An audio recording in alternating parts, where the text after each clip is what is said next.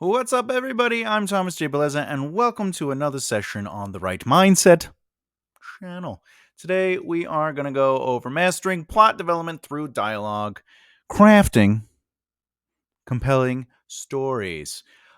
So, today's exercise is really going to show us how to use dialogue to move plot and build character and to really get things going, but in a way where the dialogue itself has value and isn't just exposition. So let's get into it. Run that intro.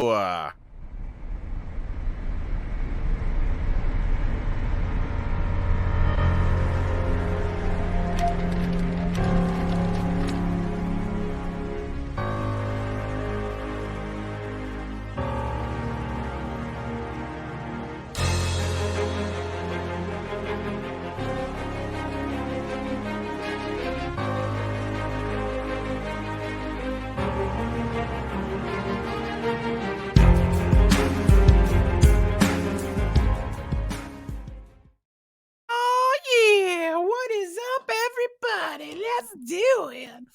All right. So before we jump, we always have to say, please subscribe, hit that bell icon so you don't miss out. If you're new here, what is it that we do? We do lessons on craft, we analyze story, and we interview other authors. All right. So today's lesson is mastering plot development through dialogue crafting. Unlocking plot development through dialogue is a process. So, whether what I'm saying, my fellow writers, is obviously both seasoned wordsmith and those just beginning your literary journey. Today, we are going to work on the creative voyage to explore the dynamic world of dialogue and its incredible potential in shaping the narrative landscapes of your stories. Now, dialogue is the lifeblood of your characters. It's what they feel or think, or it could be what they don't know. They could be lying. It's who they are as characters. It creates movement within who they are. So, now, dialogue in itself is the art of crafting words that not only define personas, but also drive the very essence of your plot. In this lesson, we will delve into the intricacies of dialogue, exploring its profound role in plot development. For some, dialogue might seem like mere words exchanged between characters, but it's so much more. It's the fuel that propels your story's engine, the means by which you breathe life into your characters, and the instrument through which you propel your plot to greater heights. So, why is this lesson relevant? Why are you here today? Well, whether you're a novice writer looking to sharpen your skills or an advanced author seeking fresh insights, understanding the power of dialogue is indeed essential. So, let's get into it. Boom. Before I go any further, I just want to say that remember, dialogue, just like anything you write on the page, every single thing you write has to provide one or more of these elements at all times. They either have to push the plot forward, develop character, or do world building. It could do one, two, or three of those things in one sentence, one word, one thought. But even dialogue has to move those elements forward. Their dialogue has to either move the plot, develop them as a character, or add to the world.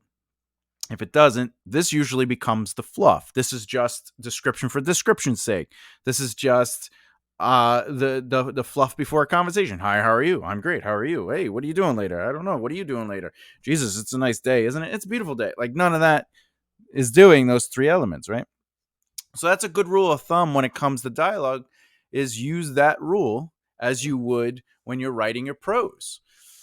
Okay, so now we have to understand what plot development through dialogue really is. And before we even embark on the creative journey of dialogue as an exercise for plot development, it's crucial to grasp the core objectives and profound impact these particular exercises that I will show you today can have on your writing. At the heart of every great story lies plot development. Not that it has to be plot driven, but something has to happen, right? And usually plot development is probably the easiest thing. They have to get the ring to Mordor and destroy it. That's a plot, right? But the great story that wraps around the plot, because remember, narrative is made up of two things: plot and story. Plot is what has to happen no matter what. This person needs to meet this person. The ring needs to get to this Mordor. Superman has to defeat the enemy. Story is how it unfolds through the experience of the characters. Okay? Now, as I was saying, at the heart of every great story lies plot development. So, it's the art of weaving a captivating tale, one that engages your readers emotionally and with curiosity. All right, so plot development is not a mere roadmap. It's the soul of your narrative, the engine that drives your story forward. It's the things that have to happen. Okay, now again, things that have to happen aren't pretty. It's just I have to get my drink, so I gotta start recording the video. These are just plots, but how I go about it, that's the interesting part. But without that skeleton of what needs to happen, story has a hard time making sense. Now, just so you understand, the role of dialogue exercises really is here to basically, like to get you thinking of how to use dialogue in a proactive way. Because you might be thinking, hey, what does dialogue have to do with plot development? And the answer is simple: it's literally everything. Dialogue isn't just characters conversing, it's a vehicle for revelation, conflict, progression, hesitation, even silence is a dialogue choice. Because through dialogue, you can unravel your character's deepest secrets, ignite conflicts that steer the plot in unexpected directions, and you foster connections that resonate with your readers. And that's why you have to understand the synergy between plot development and dialogue. Basically, it's those two elements are paramount in empowering you as a writer to develop a strong story, right? The how it happens. Because remember, plot is what needs to happen. Story is how it happens, right? That's where you get to be a little bit more creative. The ring has to go to Mordor. It's pretty simple, but let's explore these characters, right? And having dialogue gives you it basically using dialogue exercises is just another tool in your arsenal for your narrative to have some finesse, maybe breathe some life into your characters, and maybe construct worlds that your readers will willingly immerse themselves in. Now, as we dive into these dialogue exercises, because I'm going to show you several, and then I'm going to actually do one in real time. I'm going to do an example of one so you can kind of see like how to use it. But the goal of this is to help you refine your craft. And again, remember, this is just one of many thousands of ways you could do it. So if it works for you or helps you, gets you thinking, that's great. So I'd also like to add that these exercises are not about perfection. They're about growth. They're about failing in a sense, because through failure we learn and we can redevelop. So there, as I always say in every video, there are no wrong answers, only opportunities to hone your skill and serve your unique creative vision. So let's do it. Mapping your plot and scene.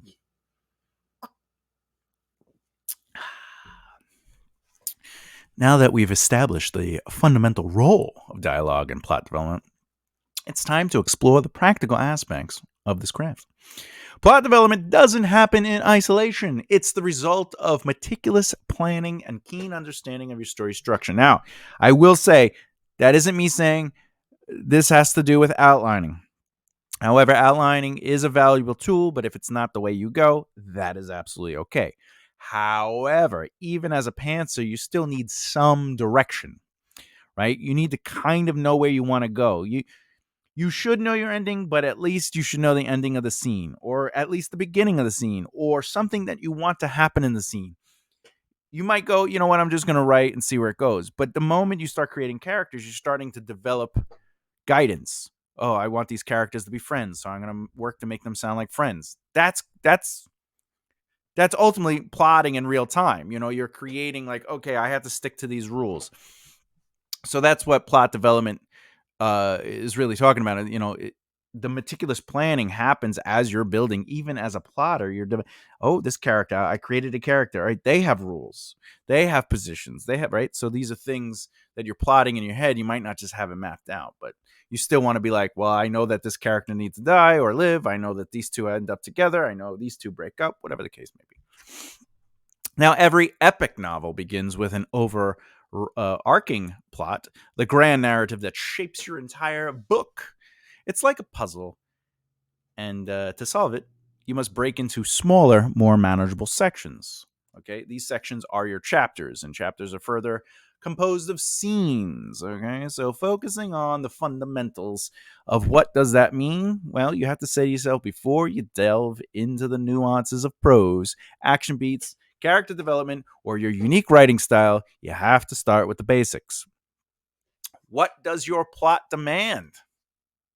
That's a question to ask, huh? How about what needs to be conveyed to advance the story, build a narrative, and smoothly transition between scenes? So this is what I'm saying is we need to get to Mordor and destroy the ring. So what does the plot demand to make that happen? Well, how do we need to introduce the ring?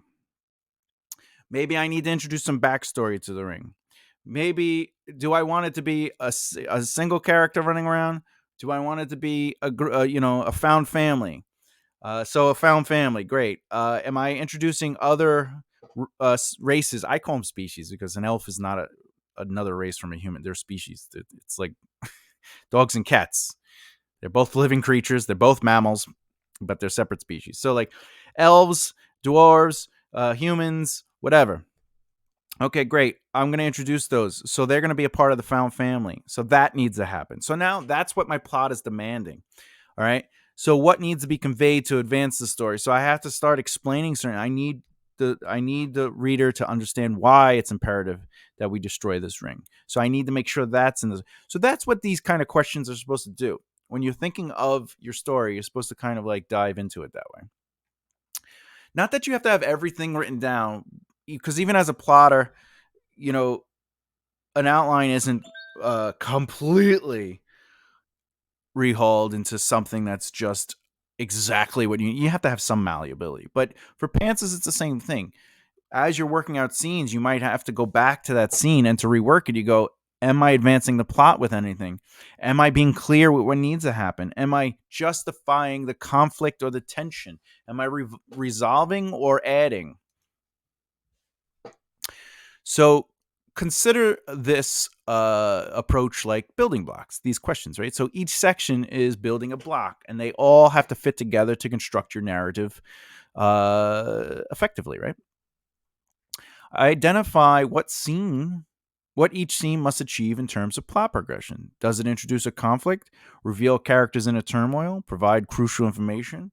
And even as a pantser, you have to go back, right? And you have to look at your scenes and break them down. So am I introducing a conflict here?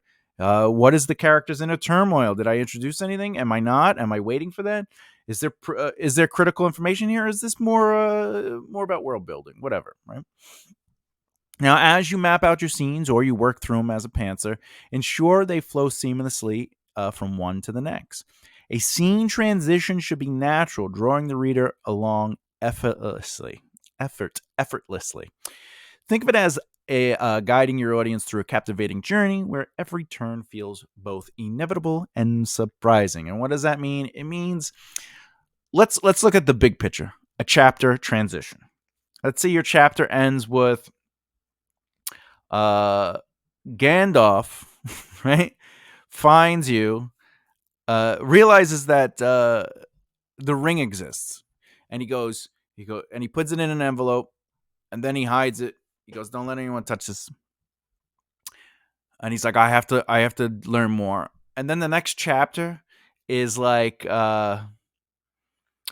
Aragorn as Strider, gardening. Like the transition there is so harsh and so I'm using an extreme example that it doesn't make lyrical sense when it comes to writing your novel, right? The plot doesn't make sense, the story doesn't make sense. So effectively, to make a smoother transition, if Gandalf let's say he put the ring in the envelope and he put it on. He says, "Don't let anyone know about this. I have to consult. There's only one person I can consult. I will return." And now it transitions to Aragorn as Strider in the garden. There's at least a unique sense of transition. We get it, okay? And they do that in movies and television too. There's only one person we can talk to, but I don't know if they're gonna like this.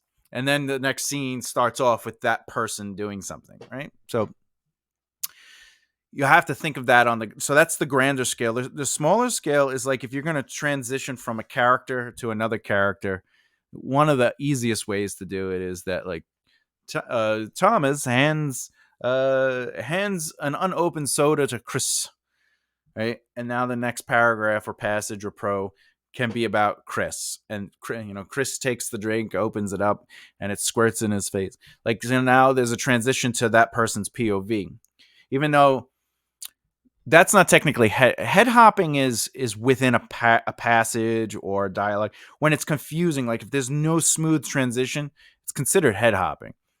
However, you might have people say, well, you shouldn't head hop in a chapter. Well, then read the first chapter of Game of Thrones titled Bran. There's literally a section in there where one passage is Robert, the next passage is Jon Snow, the next passage is Bran. It's boom, boom, boom. Okay? As long as it's a clear transition.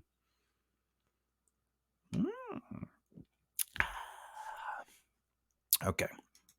Because those transitions are guiding your audience, It's part of the narrative. Now, successful authors often start with detailed outlines. However, that isn't the only way to do it. Plotters like Stephen King, not plotters, pantsers like Stephen King, or gardeners like Stephen King, right? They're open to see where it goes. They like a discovery thing. Outliners like a Brandon Sanderson, it helps them kind of see the bigger picture. I'm an extreme outliner where I use my outline. I'll do like a short form outline where it's like this has happened, this has to, these people have to meet, this is build this world thing, right? That's sort of like how Brandon Sanderson kind of does it. Like when he does his videos where he shows his style of outlining, he'll be like, I need this information to be revealed. I need to build this world point. I need this plot to move forward. I need this person to whatever. But I take that short form, and then after I'm done with the whole book, I'll go back and I'll do an extended. And in the extended, that's where I do what I consider my discovery, where I consider my pantsing. I plotted out the skeleton, and now I kind of want to see where it goes. I want to learn the characters' voices. I want to learn a couple of things through that discovery process, but it's working within a plot. But then when it's done, my zero draft is the extended outline. It's not filled with prose. There are some just so I could get kind of like the feel of it, but a lot of it is just plot point beats in bullet point. But like there'll be dialogue and there'll be like actions, but it'll be like he smiled, he looked to, he turned to, like all that's there because that's what I'm trying to like. Oh, I want them to be interested in that or blah blah blah. Because it's just an extended outline, so it's very loose. So I could go back and kind of move things. I could just go in and add a bullet point idea. And then when I write the narrative, the first draft, that's when I write to a plot point, or I should say I write to a bullet point. Then I write the bullet point. Then I write out of the bullet point toward the next bullet point. And then I repeat the process. So outlining for me is an extreme thing. Brandon Sanders sort of does a little bit easier, but even pantsing is totally acceptable. But I personally like outline. I like having but that doesn't mean it's the right way. It's just my way. One thing you should have in mind though is where do you want to begin it and how do you kind of want to end it, right? So remember, begin with the end in mind. Like this is a strong tool. Again, if it doesn't work for you, don't do it, but it's a strong tool where you begin with the end. Where is it all heading towards? Because understanding your story's conclusion helps you build towards it effectively. So think of it as constructing a bridge. You start at both ends, meet in the middle to complete the grand design. So you have to look at it that way. Okay. All right. Let's move on. Now, here are the 3 exercises. All right, the 3 exercises for plot-powered dialogue. I'm gonna go over 3 of them, and then we're gonna do an example. I'm gonna use the first one and kind of like do it in real time for you. Okay. So the first one is the argument that reveals secrets. Okay. So the argument that reveals secrets. This is basically where you take 2 characters, you put them into a room, and they each have a significant secret that leads to a heated argument. Okay, so those are the rules. That's your plot, what must happen. And now you take that concept, that plot, and you say to yourself, one other rule to that is the argument should revolve around a central plot point or conflict in your story, meaning like they should kind of converge. So you take that and you say to yourself, all right, how do we take it to the next level? What is the secrets that they hold, and what kind of information do I reveal? So that's what we're going to end up working on. But the second exercise to allow dialogue to drive the plot, or I should say reveal the plot, is the negotiation. The negotiation. Okay, so you create a scenario where 2 characters with opposing goals or desires must negotiate or strike a deal. The negotiation should be central to the story's plot and could involve anything from a business deal to a life and death situation. You want to use the dialogue to convey the stakes, motivations, and compromises necessary for the negotiation to progress. Now, the outcome of the negotiation should have direct impact on the plot's direction. This exercise helps with plot development by using dialogue to drive the story forward through character decisions and conflict resolutions. So again, that's the negotiation. Number 3, the confrontation with antagonist. Ooh, now if you've written anything that's really like the big bad versus the big good, this pretty much happens. So you want to create a scene where the protagonist confronts the story's main antagonistic force. This confrontation should take place at a pivotal moment in the plot, such as the climax or a major turning point.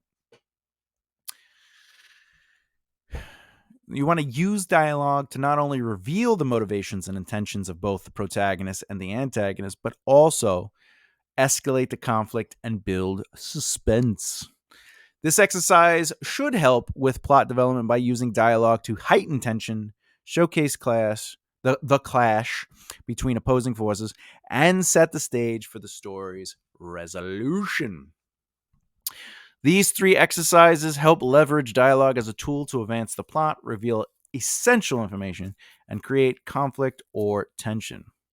You want to think strategically, okay, about how character interaction and conversation can shape the direction of the narrative. You want to use the characters and who they are to really pull it through. All right. An example. Touch for the very first time. Okay. Now, we have to really get our information out on the page first, but let me just read. I basically said this when I revealed the example. The argument that reveals secrets.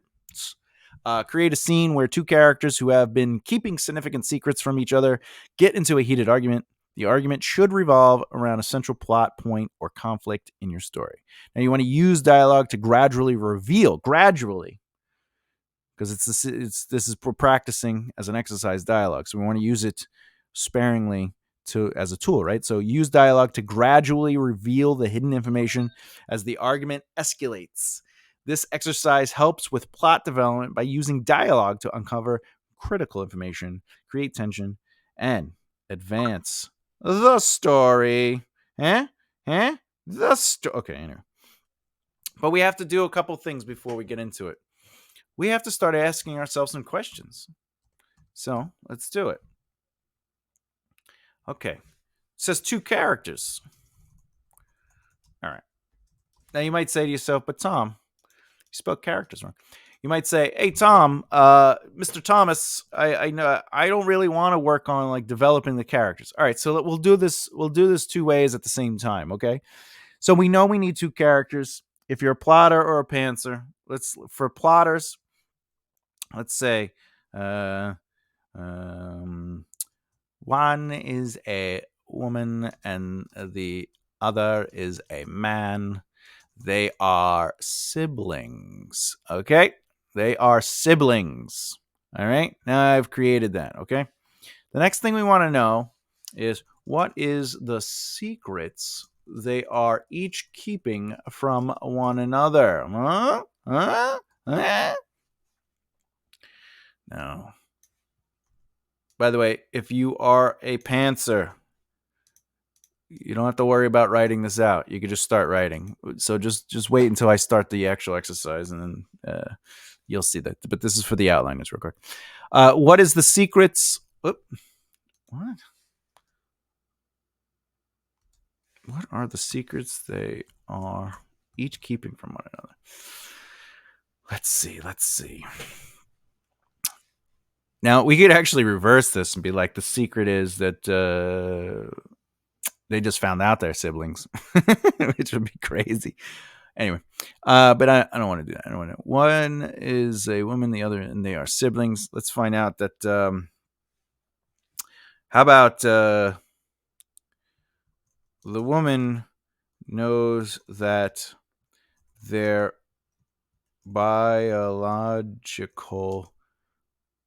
parents are not the same people. All right. So the woman knows that their biological parents aren't the same person.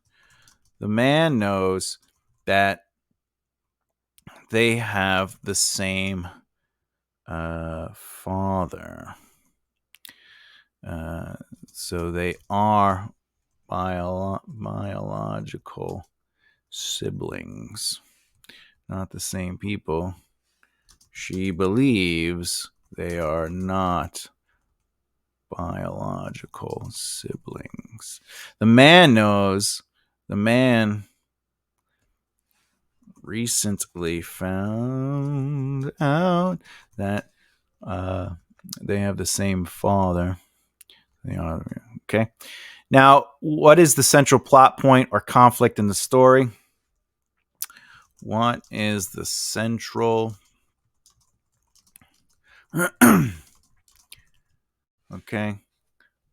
What I would say is, let's get a little interesting with this.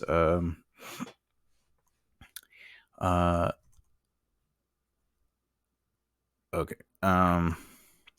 Their parents who raised them both recently died in a car accident. All right. And it turns out that both siblings. It turns out that the mother, because they have the same father, right? So it turns out that each biological mother were actually sisters. That the father was in a relationship with. However, the mother who gave birth to the woman was placed in jail for for a crime. And when she got out, she came. She recently got out of prison and came to the funeral. Turns out that she was kept away from and written out of their history and lives before. All right. So the plot is their parents who raised them both recently died in a car accident. It turns out that each biological mother were actually sisters that the father was in a relationship with. Um, both of them at the same time. However, the mother who gave birth to the woman was placed in jail for a crime. She recently got out of prison and came to the funeral. Turns out that she was kept away from the kids and written out of their story. So the siblings,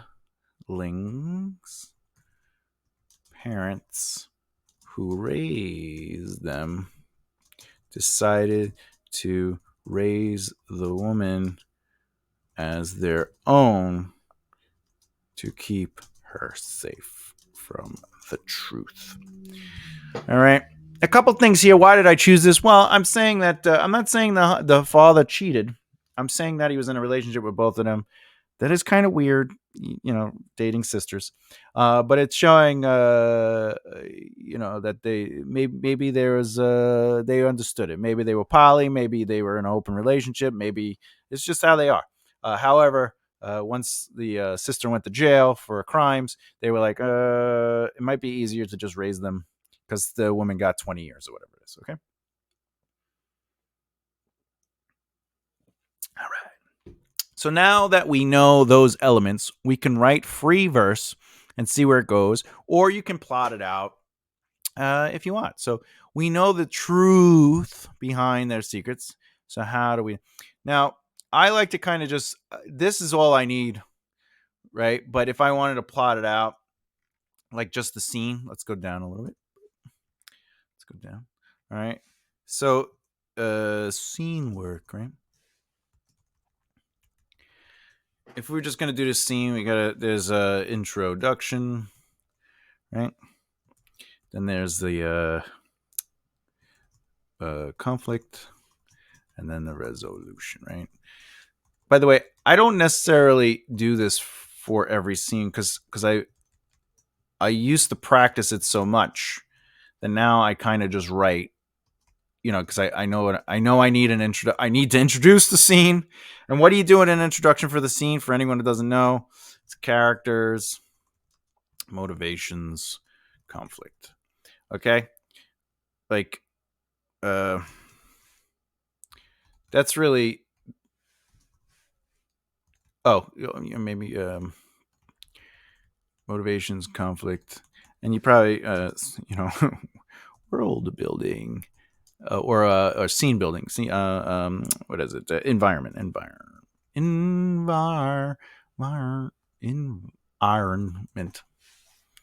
All right.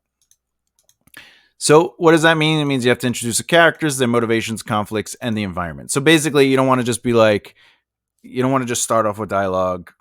You don't want the dialogue to just be like, "Yo, what's up? How's it going? Pretty good. How's it going with you? Pretty good. It's a really nice time." But then you don't know if they're inside, outside. You don't know the environment, etc., etc. All right. Conflict. Okay. Uh, things heat up and build to a boiling point. Um, based on the conflict introduced in the beginning. And then the resolution is the direct conflict is resolved, and either a new conflict arises from it, or the next in the line leading to the main conflicts resolve in the novel. Because remember, this is just the scene. So the way it works with a story is ultimately the direct conflict is resolved, which means a direct conflict within the scene. I could write that. Direct conflict within the scene is resolved, and either a new conflict arises from it, or the next in the line, the next conflict in line leads to the main. Okay, so let me just explain that real quick. Let's do the first version first. So the direct conflict within the scene is resolved, and either a new conflict arises from it. So a new conflict arises from it. Indiana Jones, the first one, what is the first one? Indiana Jones movies. Why can't I remember? Raiders of the Lost Ark. Okay. So Indiana Jones, Raiders of the Lost Ark. Indiana Jones in the beginning of the movie is sort of doing like a like a prologue. He has to get through this cave and this traps and everything, and then he gets to the end. And the main conflict in that scene is that if he moves the idol, he knows it will most likely set off a trap. He knows that it's a weighted trap. So he fills up some sand in a bag and he's like, I'll put it on there. So he solves that conflict poorly and he retrieves it. And now it creates a new conflict, which is the famous boulder scene where the boulder comes down and it starts chasing him, right? Which means that he has to get out of there, right? So that created a new conflict. It was no longer about getting the idol. It was about surviving. Okay. Even though you could look at it and be like, well, it's leading through the plot. No, the main plot is I have to get the idol and bring it back and put it in a museum. That's the main plot of that prologue. I gotta get the idol from this place and bring it to a museum. The secondary conflict that arises because he did get the idol is that, well, now he has to survive because there's a boulder, right? Okay. Now, or the next conflict in line leads to the main conflict resolve in the novel. I'm going to use Star Wars as an example. So, Luke. Oh, all right. So, everybody's on the Death Star. Spoiler alert, in the first one, Star Wars, and Obi-Wan has to turn off the thing so they could escape. So there it is. He turns it off. What's the next line in the conflict? They escape, but they have to escape from the stormtroopers shooting at them. So by turning off, which is the main conflict, is they have to get out of there to get to, because they got the princess, right? They saved the princess. So they save the princess. Now they have to get out of there. So they go in. Obi-Wan has to turn off the thing that pulls them in, right? They save the princess. The next thing in line for the conflict is they have to get to the ship. They get to the ship. The next line in the conflict is they have to get off the ship. The next thing is they have to get to the rebel base. All right, so those are all in line to the next. They keep going to the next conflict, but each thing they do doesn't necessarily create a new conflict to overcome. It's just a line of, all right, we have the princess, now we have to get out of here. Right? All right, we got the princess on the ship, we have to get away from the stormtroopers. Right? Okay, we got away from the stormtroopers, we handed in the plans for the Death Star, now we have to blow up the Death Star. Okay, we go and fight the Death Star, right? Little conflicts that arise that are new would, in that situation, would be that Luke and his people are shooting, and one by one the ships keep getting blown up, which creates a new conflict where Luke has to take over because there are less people. How do we build on that? The next thing that happens is Darth Vader comes out, and he's a new conflict that arises due to the actions they're taking. They are getting close to doing something bad, so Darth Vader has to step in. So those are two different conflicts. There's the main plot conflict that has to be resolved one by one, and then there's like things that happen that create reactions to them, and that creates new conflicts. Anyway, sorry about that. Let's do this. We have to introduce the characters.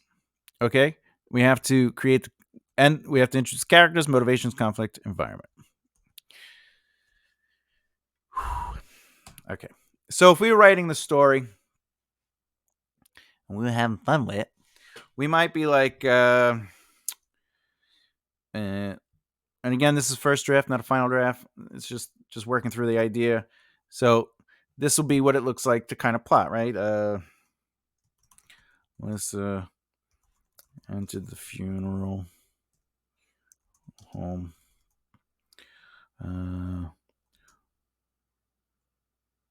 Enter the funeral home. Worn out. Oh, all right. Melissa entered the funeral home. Entered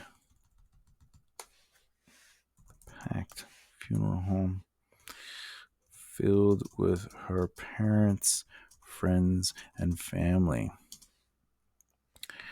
She noted she saw her eyes connected with her brother almost through instinct, drawing the two near other into a much needed cry. Okay. All right. So let's see. Characters. Melissa, her brother. We don't have to name him yet.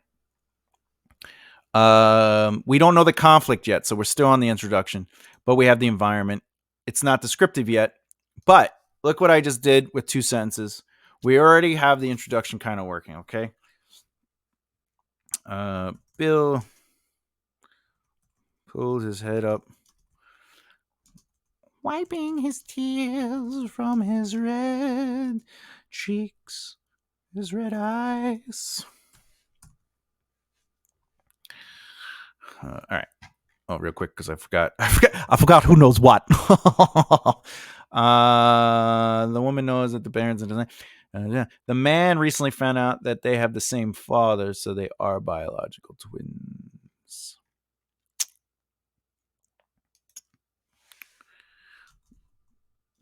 Also, he knows her secret. But he also, he knows her secret in a different way. The aunt, right? The aunt showed up and spoke with him. So I have to reveal that. So, but that'll be the conflict. The man recently found out that they have the same father, so they are biological siblings, but also he knows.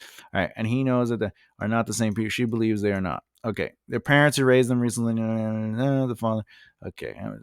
So the aunt is the girl's mother. All right. So Melissa entered the packed funeral filled, packed funeral still was her friends, parents, friends, and family.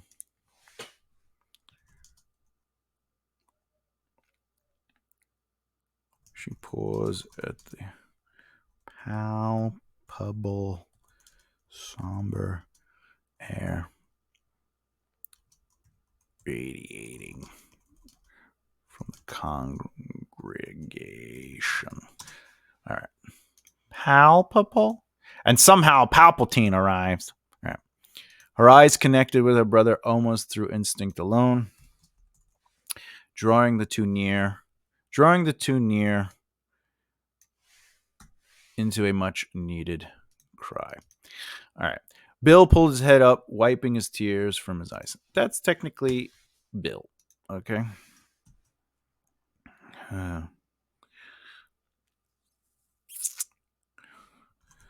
We got to set it up, right? So, the priest told me that they wanted to start soon.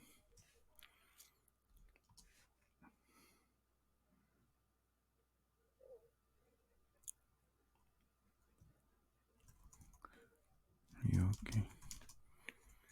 Are you okay, or are you time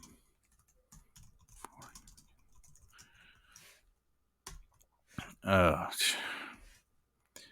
Okay, so let's make sure we have characters, motivations, conflict, and environment. So, I feel like I still need to kind of really push the motivation. I'm going to create the conflict in a second. The environment's building on itself. Water.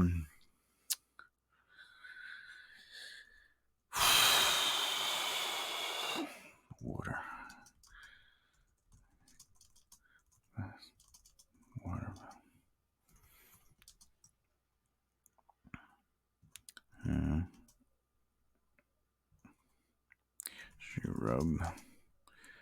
She rubbed the concern off her face best she could. All right. All right. Oh, red water. I could use a glass of water. Let's just change it. I could. She rubbed the concern off her face as best she could. Now, remember, we're looking for motivation here. So, actually, I'm going to do.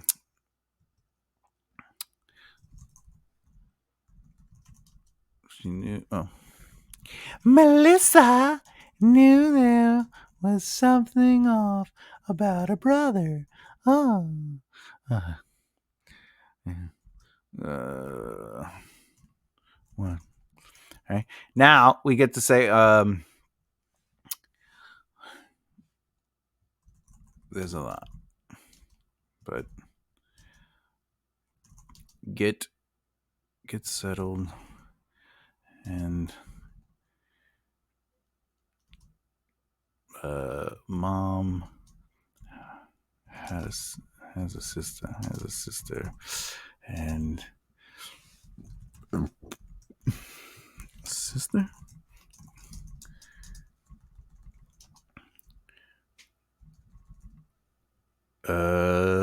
Okay.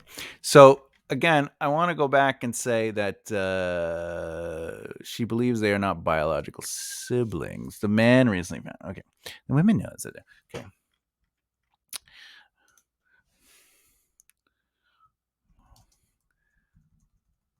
We have an aunt. Her head into her hands.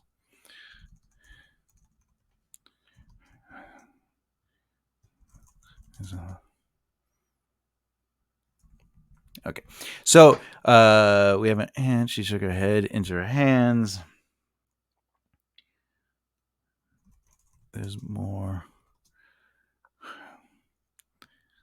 All right.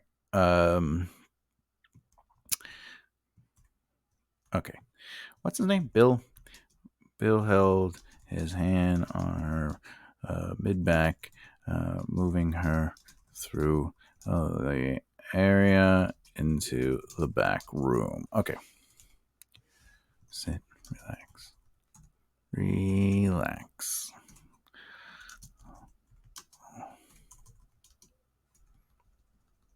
Okay. All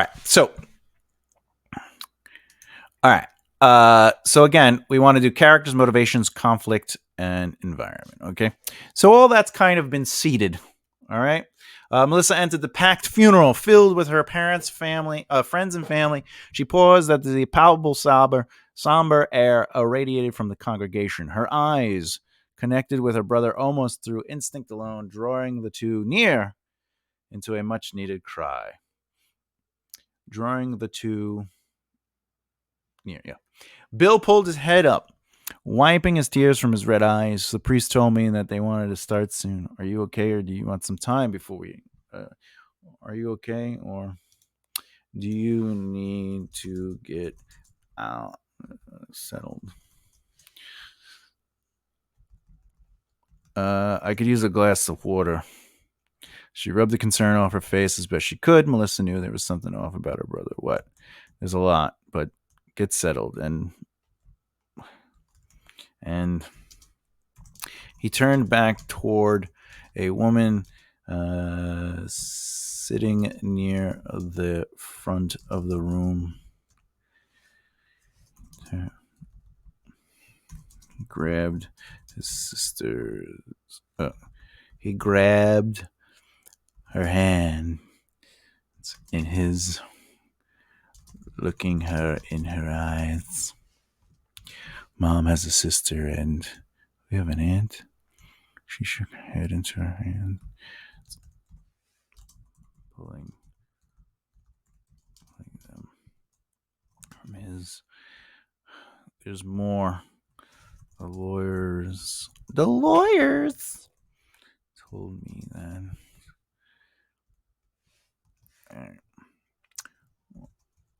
Her voice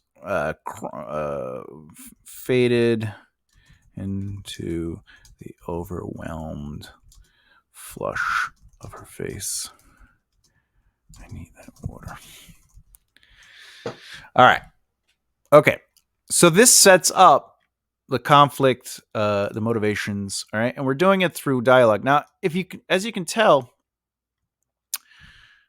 all right, as you can tell, all I did was I used 3 sentences to kind of bring in the environment. But now, boop, I'm using dialogue to really pull together the motivations, the characters, like who they are, etc., and creating the conflict. We know that they want to tell each other what they learned. We know that they're dealing with the funeral. We know that the brother is very compassionate, and we know the sister has a good relationship. They have a good relationship together. So through dialogue, the priest told me that they wanted to start soon. Are you okay, or do you need to get settled? The priest told me that they wanted to start soon is plot, but it's building the environment around. So it's world building. There's a priest here, right? We know they're at a funeral.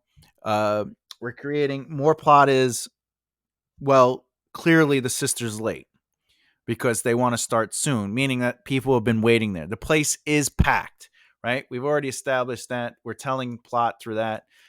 She paused at the palpable somber air radiating from the congregation, right? So Melissa entered the packed funeral. So we know they've been there for a while, and the priest is already on the I got to start the thing up, right? Okay. So we know that she's flustered. There's a lot on her mind. She's holding something in, right? So there's the motivations are in there and stuff like that. And there's conflict for her. I could use a glass of water. She rubbed the concern of her face as best she could, which moves the plot along. It moves. There's action. There's purpose there. Melissa knew there was something off about her brother. All right. So we're building on their relationships. She's like, what? And so here we're going to move some plot along. Now, but again, dialogue at its strongest is subtextual. I'm sure you hear that. However, it doesn't mean you can't be direct. For example, we have an aunt is pretty direct. There's a lot, but get settled in. He turned back toward a woman sitting near the front of the room. He grabbed her hands in his, looking her in the eye. Mom has a sister, and okay, so now there's plot. There's the conflict, right? And she's like, we have an aunt. Now, why do we know this is going to be interesting? Because we already know the truth. She knows that they're not biological, right? So she's, there's more. There's more. The lawyers told me that. Her voice faded into the overwhelmed flush. So maybe that's why she's late. She was talking to the lawyers, right? I need that water. And he's like, sit, relax. Bill held his hand on her mid back, moving her through the area into a private room. Okay. Now, there you go, right? And so that's the start of it, the introduction. I don't want to make the video 300 hours long for you. But the whole point was to create a scene with two characters who have been keeping secrets from each other. The argument should revolve around. So if you want, take this intro. I'll hold this on screen. You could copy that, right? Write that down. Pause it. Pause the screen. Write that down. And then here we go. Melissa, pause the screen. Write that down. Okay. All right. And then pause the screen. Write the rest of that down. So this is the introduction. So use the introduction and then work through the dialogue and create the conflict and resolution. Obviously you could use narrative, but the goal is to use the dialogue to move the story forward, to create intrigue, etc., etc. And then if you want, you could always right. the right mindset, tjb@gmail.com. You're always welcome to email me there. So send me your examples. Send me what it looks like. And then if I get enough examples, maybe I'll do another video to show how it goes. Or you could be like, hey, this is just for you. Don't show anybody. I can critique it if you want. You let me know in the email if you want me to critique it, if you want me to give you some guidance on it, just as an exercise. It's nothing crazy about this. You could even take what I wrote and completely change it. You could do whatever you want. I'm always happy to see how everyone's doing. I'm here to guide or motivate and do what I can. So that's it. All right. Boom. Okay. I actually enjoyed this video. This was a lot of fun. Final thoughts. Mastering plot development through dialogue. Honestly, what are the key takeaways to this? Well, plot development is a critical aspect of storytelling. By using dialogue exercises such as the one we did, writers can gain greater control over their plots, ensuring they unfold in a compelling and coherent manner. The power of exercises is evident when writing exercises are used in a way that helps you learn from your mistakes, because you are not crafting your next epic novel with an exercise. They're about honing your craft. They're about playing with the tools. You're playing in the sandbox. They provide you with the opportunity to work on specific skills like plot development, controlling the environment, getting characters to kind of pop off the page. These exercises are meant to push you beyond your comfort zone. They're there to encourage you to think creatively, find solutions, and consider how dialogue can be used strategically to shape your narrative. Remember that writing, like any skill, improves with practice. Just my example alone is a first off the cuff draft. It's not perfect, and obviously work on it and work on it and work on it, and it gets better and better and better, because every great writer is a great rewriter, right? Or I should say, all great writing is rewriting, right? Because you have to rework it. You just have to. So again, remember that writing, like any skill, improves with practice. So keep experimenting with different exercises and writing scenarios. Make up your own scenarios if you can, and allow your unique voice and storytelling vision to evolve through these practices. Because the journey of a writer is one of constant growth and exploration.